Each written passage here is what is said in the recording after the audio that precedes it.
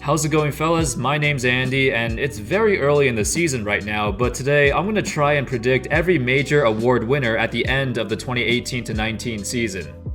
Now, I don't think any of my predictions are too crazy. I'm trying to keep it realistic, and I'll also explain why I made these predictions. Alright, without further ado, let's get started. Rookie of the Year, Ben Simmons. Nah, I'm kidding. Rookie of the Year, DeAndre Ayton. I know it's a popular choice, but there's a reason why he was the number one pick. We saw in the preseason that he's pretty good. Of course, it's really early right now, and I think the Rookie of the Year is gonna be a tight battle. As long as everybody stays healthy, Ayton, Doncic, or Trey could win it. Those are my top three, but from what I've seen from Ayton so far this early on, he has all the tools to become a future franchise center. I predict he's gonna average like 18 points and 10 rebounds a game, maybe 2 blocks. That's certainly enough to win Rookie of the Year. The number 2 pick, Marvin Bagley, also has a chance to win, but the Kings have another rookie in Harry Giles who's gonna take some votes away from him. Honestly, they both look pretty good. I doubt Jaren Jackson will win it either because Conley and Gasol are healthy and they're still gonna be the main focal points on the team. So yeah, my Rookie of the Year pick goes to DeAndre Ayton. Next, the 6th man of the year, Dennis Schroeder. I talked about him recently in my video about Nerlens Noel, but I've always loved Dennis as a player even though he's not the ideal point guard. He still averaged 19 and 6 in the previous season, and in my opinion, he's the most talented bench player in the league. Additionally, guys like Eric Gordon and Lou Williams are also popular choices, but because Melo joined the Rockets, he's going to be taking away some touches from Gordon. As for Lou Williams, he could definitely win it again, but you know, he's getting older and he won it last year. Very few players have won this award in back-to-back years. Julius Randle is another strong candidate, but I'm not sure if he's going to be coming off the bench permanently. Next up, the Most Improved Player of the Year. Now, before I say my pick, I want to mention that this award is usually difficult to predict. In fact, I think it's the most difficult to predict, because the players who usually win it come out of nowhere. Last year, we saw that with Victor Oladipo. Before the season started, nobody thought Oladipo would have a breakout season and win Most Improved Player.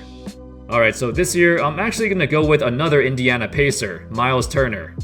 I love Turner's game, and it seems like he put in a lot of work over the summer. Last season, he got off to a slow start because of injuries, but I think this is the season he's going to break out. Some other popular choices could be Brandon Ingram or Jason Tatum, which are good picks too. But the thing is, this award is usually given out to players who make massive statistical jumps. While Ingram already looks much better than before, I don't think his raw numbers are going to be that much higher than last season's. He might put up close to 20 points a game this season, but that's not a huge jump. The same goes for Tatum. As a player, he looks a lot better, but with Hayward back in the lineup and Kyrie fully healthy, his numbers will increase, but not by a huge margin. I also left out guys like Markelle Fultz and Malik Monk because they didn't get to play much last year. I mean, Fultz only played in 14 games and Monk was stuck on the bench. I don't think the votes are gonna go their way because that's usually not how the award is won. So Turner is my pick and I'm gonna stick to it. Next up, Coach of the Year, Brad Stevens. It's about time for Stevens to win this award. Over the last few years, he's been a top candidate but never actually won. This time, the Celtics are fully healthy, they're in great shape, and they have a great chance to get the number 1 seed. If everything works out, Stevens should win Coach of the Year. There aren't really any other options. All the other coaches on top teams already won the award, and this award is typically given out to different people. Only a handful of coaches have won the award more than once. And while we're at it, the Executive of the Year. These usually go together, so I'm gonna pick Danny Ainge. If the Celtics grab the number 1 seed like I think they will, then Ainge will most likely win the Executive of the Year. Plus, Boston is in a great situation, and the Warriors executive Bob Myers already won the award twice. Next, the Defensive Player of the Year, Rudy Gobert. Yeah, I think Gobert is gonna win it again. Last season, he only played about 50 games and he still got it. This season, hopefully he'll stay healthy and play more games. If that happens, then Gobert will most likely win the award again. Statistically, he has the biggest impact defensively in the entire league. Last season with Gobert on the floor, the Jazz were holding opponents to only about 100 points per 100 possessions, which was higher than the number 1 ranked defense in the league, the Boston Celtics. While Donovan Mitchell is the most exciting player on the team and the guy who everyone wants to see, Gobert is the most important. Other candidates for DPOY includes the usual guys: Draymond Green, Kawhi Leonard, Anthony Davis, Joel Embiid. They all have a good chance to win, but if everything goes as planned, I'd say it's Gobert. And now the MVP. This year, I think the MVP is up for grabs, and I'll explain why, but my prediction is that LeBron will win his 5th MVP. Here's why. In most cases, the MVP is given to the best player on one of the best teams, especially if that team makes a huge jump. The Lakers previously won 35 games, but with LeBron on the roster, I think they'll win about 50 games, give or take. That's roughly a 15-win improvement, and the Lakers would go from a lottery team to probably a top 4 or top 5 seed in the West. Also, if you look at some other top players and their situations, I don't think any of them can build a case as strong as LeBron's. Neither Curry nor Durant will win because the votes are always split between them, just like the last few seasons. Kawhi, in theory, should have a great chance. He's arguably the best player in the East when healthy. But the Raptors already won 59 games last season with DeRozan. If Kawhi leads them to a similar number of wins this season, does it really mean that much? I mean, they were already a great regular season team, and this is a regular season award. Harden recently won MVP, but I don't think the Rockets will reach 65 wins again. Plus, if CP3 actually stays healthy, Harden's numbers will drop. We don't see players win back-to-back MVPs that often either. There's a couple others worth mentioning. Maybe Davis or Westbrook again, maybe Embiid or Simmons could have a chance depending where Philly finishes, maybe someone from Boston could win it, maybe Giannis, but the Bucks probably won't have enough wins.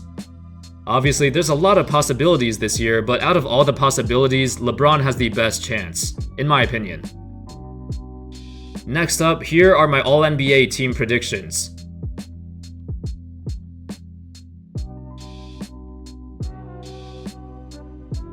It's very similar to last season. A couple players moved around. Curry was on the second team last year, but that was mainly because of injury. Nothing crazy here. I could see a guy like Rudy Gobert or John Wall or Kemba or Klay sneak into the third team. Well, a lot of other stars could sneak into the third team as well. Perhaps Kawhi or Giannis could move up to first team as well, depending on how they play. The same goes for everybody on the first and second teams, to be honest. They could all move around and switch spots because talent-wise, they're very close. And here are my all-defensive teams. It's also similar to last year, except I took out DeJounte Murray for CP3 and I took out Robert Covington for Kawhi Leonard. Everything else is basically the same. I guess I'll cover some other miscellaneous awards as well. This is what my all-rookie teams look like. It's basically every top 10 draft pick, except instead of Wendell Carter Jr., I have Miles Bridges. The rookie teams are not selected by positions either. And of course, we can't forget the most important award in the entire league, the championship. My prediction is the Warriors. Big surprise there. My prediction for Finals MVP, this time I'll say Steph Curry. I believe he should have won a couple months ago, but Durant was great too. And finally, the most important award ever, the Teammate of the Year award. And my pick goes to Jimmy Butler. Nah, it's probably gonna be some old guy. If you look at the previous winners, all of them are really old. This year, I'm gonna say Zach Randolph will win Teammate of the Year. I don't know why, I don't even know how the voting works, but I have a gut feeling that Zach Randolph is gonna win. Anyway, that's all folks. I think I covered all of the major awards and accolades. Hopefully, I get at least some of them right. When the season is over, I'm gonna go back to this video, rewatch it, look at all my predictions again, and count all the stuff I got right and all the stuff I got wrong. If I get more than 50% correct, I'm gonna do something. I don't know what I'm gonna do yet, but I'll figure it out when the time comes. Let me know your thoughts on all my predictions. Which ones do you agree or disagree with? Let me know in the comments. Thank you everyone so much for watching. I hope you enjoyed the video, and as always, I'll see you next time. Peace.